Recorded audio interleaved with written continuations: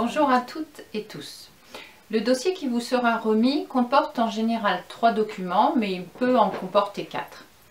Il existe plusieurs stratégies de lecture d'un dossier.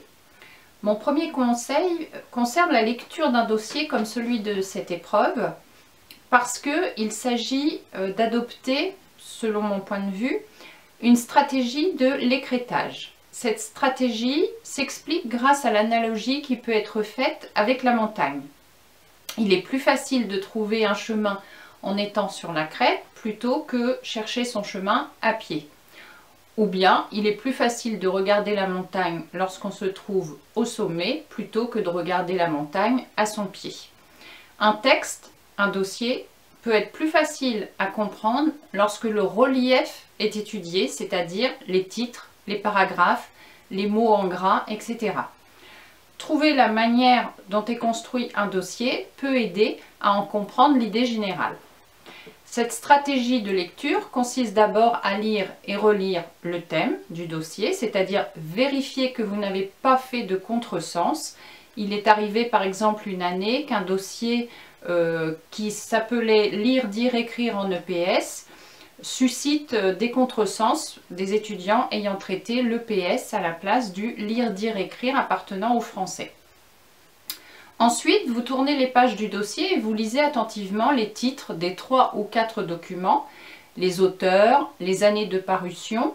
En principe, ils sont présentés sur la première page, mais il est nécessaire de vérifier si vous avez bien les mêmes renseignements à l'intérieur du dossier. Vous pourriez avoir on va dire un petit indicateur en plus à l'intérieur du dossier.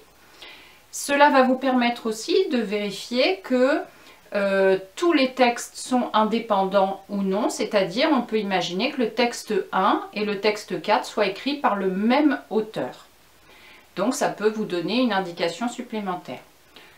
Une fois ce travail de lecture réalisé, vous lisez les questions et le dossier. Donc là, vous pouvez surligner, vous pouvez prendre des notes, activer vos connaissances, faire des retours en arrière.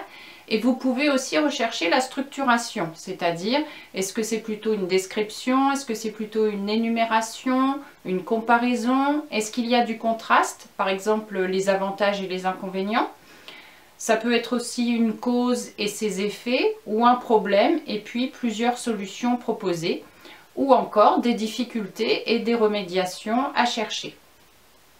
Mon deuxième conseil, c'est de vous entraîner à lire plusieurs dossiers, donc vous en avez dans les annales, vous en avez sur internet, car les documents sont tous divers et variés et leur présentation également. Donc vous pouvez avoir par exemple des tableaux, des articles en colonne, une petite police ou une grande police d'écriture, des extraits de compte rendu, etc. Donc il faut s'entraîner à lire autre chose que de l'écriture, on va dire, classique comme dans les livres. Et enfin, mon troisième conseil, c'est de résumer chaque document en 1 ou 2 phrases, pas plus, et de manière à observer comment vous pouvez les regrouper ou pas en fonction de ce que j'ai dit précédemment. C'est-à-dire qu'il faut plutôt éviter de présenter les documents dans l'ordre et comme s'ils étaient indépendants les uns des autres. Bonne lecture!